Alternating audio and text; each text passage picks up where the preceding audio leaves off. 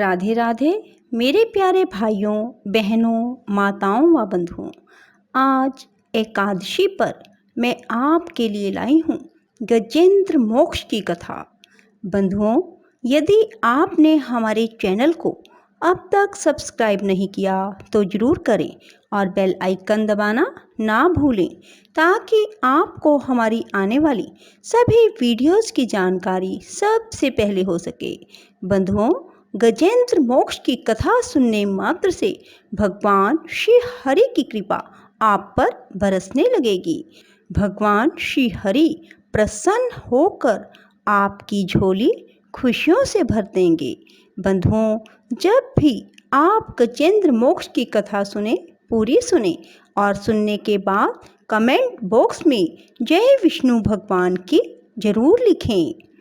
बंधुओं, श्रीमद् भागवत में गजेंद्र मोक्ष की कथा के पाठ का महात्म बताते हुए इसको स्वर्ग तथा यशदायक, कलयुग के समस्त पापों का नाशक, दुःस्वप्न नाशक और मनोकामना का साधन कहा गया है।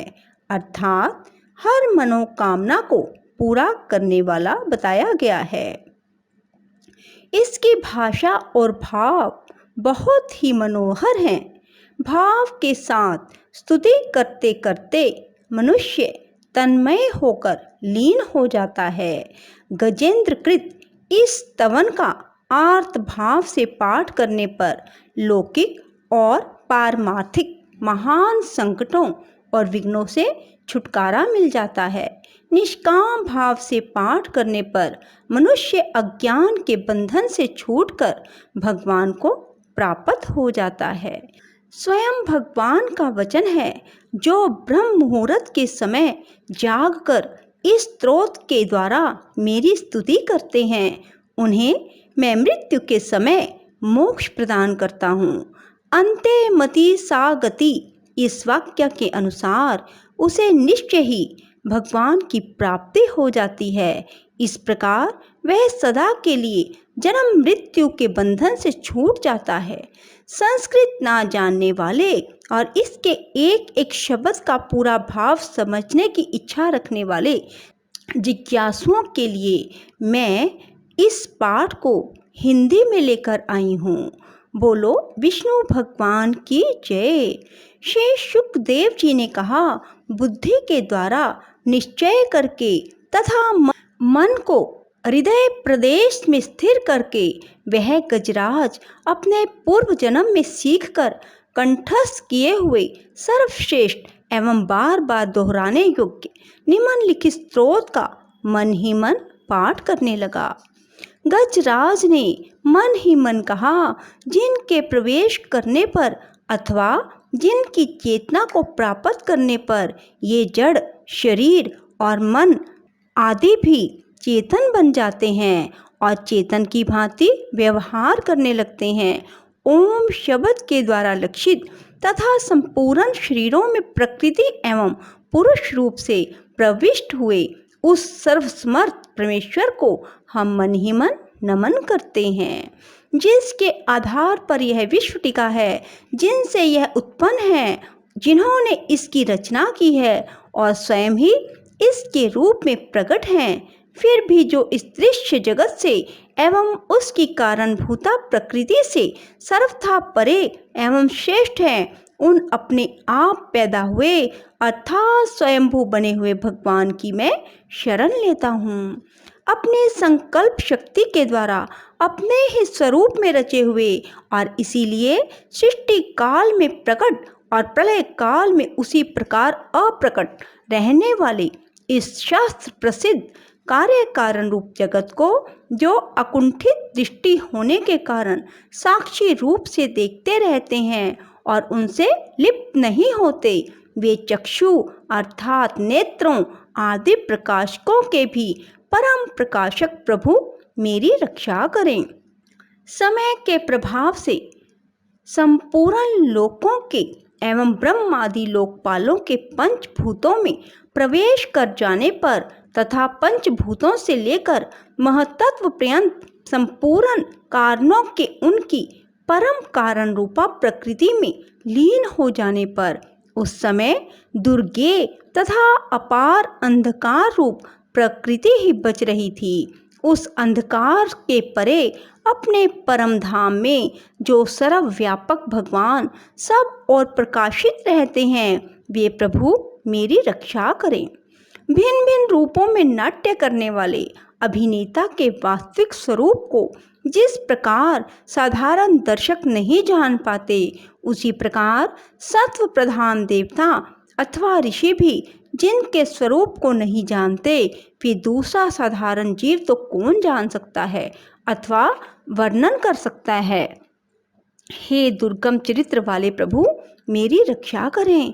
आसक्ति सर्वथा छूटे हुए संपूर्ण प्राणियों में आत्म बुद्धि रखने वाले सबके अकारण हेतु एवं अतिशय साधु स्वभाव मुनिगण, जिनके परम मंगलमय स्वरूप का साक्षात्कार करने की इच्छा से वन में रहकर अखंड ब्रह्मचर्य आदि अलौकिक व्रतों का पालन करते हैं, वे प्रभु ही मेरी गति है। जिनका हमारी तरह कर्म के कारणवश ना तो जन्म होता है, ना जिनके द्वारा अहंकार द्वारा प्रेरित कर्म ही होते हैं, जिनके निर्गुण स्वरूप का ना तो कोई नाम है ना रूप ही, फिर भी जो समय अनुसार जगत की सृष्टि एवं प्रलय के लिए अपनी इच्छा से जन्म आदि को स्वीकार करते हैं, उन अनंत शक्ति संपन्न परब्रह्म परमेश्वर को मैं नमस्कार करता हूँ। उन प्राकृत आकार रहित एवं अनेकों आकार वाले अद्भुत कर्मा भगवान को बार बार नमस्कार है। स्वयं प्रकाश एवं सबके साक्षी परमात्मा को नमस्कार है। उन प्रभु को जो मन वाणी एवं चित्त वृत्तियों से भी सर्वथा परे है, उनको बार बार नमस्कार है। विवेक की पुरुष के द्वारा सत्वगुण विशिष्ट निवृत्ति धर्म के आचरण से प्राप्त होने योग्य मोक्ष सुख के देने वाले मोक्ष सुख की अनुभूति रूप उस प्रभु को नमस्कार है। सत्वगुण को स्वीकार करके शांत, रजोगुण को स्वीकार करके घोर, तमोगुण को स्वीकार करके मूढ़ की भांति प्रतीत होने वाले भेद रहित और सदा संभाव से स्थित ज्ञान घन उन प्रभु को नमस्कार है। शरीर व इंद्रियों आदि के समुदाय रूप संपूर्ण पिंडों के ज्ञाता, सबके स्वामी, साक्षी रूप आपको नमस्कार है। सबके अंतर्यामी, प्रकृति के भी परम कारण किंतु स्वयं कारण रहित उस प्रभु को नमस्कार है। संपूर्ण इंद्रियों एवं उनके विषयों के ज्ञाता, समस्त प्रतीतियों के कारण रूप संपूर्ण जड़ प्रपंच एवं सबकी मूलभूता अविद्या के द्वारा सूचित होने वाले संपूर्ण विश्व में अविद्या रूप से भासने वाले आपको नमस्कार है। सबके कारण किंतु स्वयं कारण रहित, कारण होने पर भी परिणाम रहित होने के कारण अन्य कारणों से विलक्षण कारण आपको बारंबार नमस्कार है। संपूर्ण वेदों एवं शास्त्रों के परम तात्पर्य, मोक्ष रूप एवं श्रेष्ठ पुरुषों की परम गति भगवान को नमस्कार है। जो त्रिगुण रूप काष्ठों में छिपे हुए ज्ञान में अग्नि है, उक्त गुणों में हलचल होने पर जिनके मन में सृष्टि रचने की बाह्य वृत्ति जागृत हो जाती है, आत्म तत्व की भावना के द्वारा विधि निषेध रूप शास्त्र से ऊपर उठे हुए ज्ञानी महात्माओं में जो स्वयं प्रकाशित रहते हैं, उन प्रभु को मैं नमस्कार करता हूँ। मुझ जैसे शरणागत पशु तुल्य अर्थात अविद्याग्रस्त जीव की अविद्या रूपी फांसी को सदा के लिए पूर्ण रूप से काट देने वाले अत्यधिक दयालु एवं दया करने में कभी आलस्य न करने वाले नित्य मुक्त प्रभु को नमस्कार है। अपने अंश से संपूर्ण जीवों के मन में अंतर्यामी रूप से प्रकट रहने वाले सर्वनियंता अनंत परमात्मा आपको नमस्कार है। शरीर, पुत्र, मित्र, घर, संपत्ति एवं कुटुंबियों में आसक्त लोगों के द्वारा कठिनता से प्राप्त होने वाले मुक्त पुरुषों के द्वारा हृदय में निरंतर चिंतन करने वाले ज्ञान स्वरूप सर्वसमर्थ भगवान को नमस्कार है। जिन्हें धर्म, मनोवांछित भोग, धन एवं मोक्ष की कामना से भजने वाले लोग अपनी मनचाही गति पा लेते हैं, अपितु जो उन्हें अन्य प्रकार से अयाचित भोग एवं अविनाशी पार्षद शीर तो देते हैं, वे अतिशय दयालु प्रभु मुझे इस विपत्ति से सदा के लिए उबार लें। जिनके अनन्य भगत जो वस्तुतः एकमात्र उन भगवान की ही शरण है, जो धर्म, अर्थ आदि किसी भी पदार्थ को नहीं चाहते, अपितु उन्हीं के परम मंगल एवं अत्यंत विलक्षण चरित्रों का गान करते हुए आनंद के सागर में गोते लगाते रहते हैं।